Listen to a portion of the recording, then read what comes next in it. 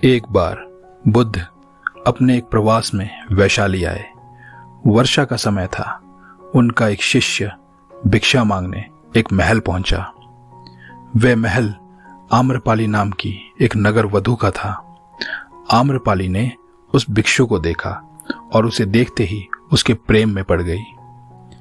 आम्रपाली ने उससे कहा कि वर्षा काल में वो उसके महल में रह सकता है।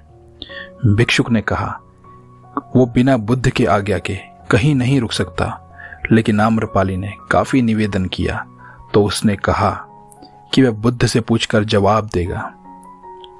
उसने वापस जाकर बुद्ध से पूछा कि वो वहां ठहर सकता है, तो बुद्ध ने उसकी आंखों में देखा और उसे आज्ञा दे दी।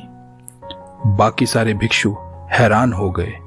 उन्होंने बुद्ध से कहा, आपने ऐसा क्यों किया? यह सही नहीं है। एक भिक्षु एक नगर वधू के यहां नहीं रुक सकता। अब वह वापस नहीं आएगा। बुद्ध मुस्कुराए और बोले, निर्वाण से बड़ा परमानंद कुछ नहीं। अगर उस औरत का तरीका इतना ही श्रेष्ठ है तो हम सब यहां क्या कर रहे हैं? हमें भी उसके पास जाना चाहिए। सब बुद्ध की तरफ देखते रह गए। फिर बुद्ध ने कहा, मुझे अपने धम्म पर पूरा भरोसा है। अगर मेरा तरीका श्रेष्ठ है तो वह जरूर वापस आएगा। 4 महीने तक आम्रपाली उस भिक्षुक को आकर्षित करने की कोशिश करती रही, मगर उसका कोई प्रभाव भिक्षुक पर नहीं हुआ। 4 महीने बाद भिक्षुक वापस बुद्ध के पास लौटा, लेकिन इस बार वह अकेला नहीं था।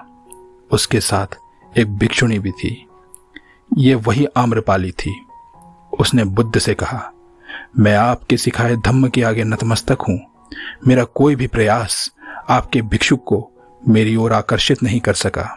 मैं भी आपकी शरण में आना चाहती हूं।